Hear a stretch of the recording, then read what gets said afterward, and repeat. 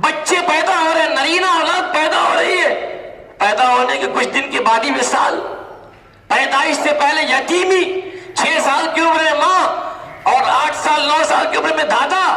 اور پھر اس کے علاوہ بے شمار واقعات، طائف میں پتھر کھانا،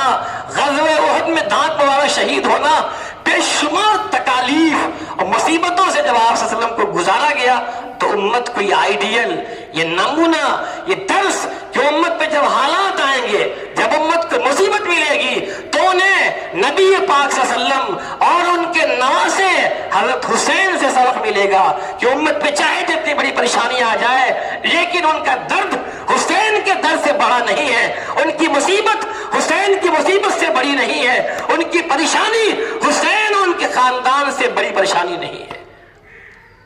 تو یہ واقعہ بڑا ہی عبرتناک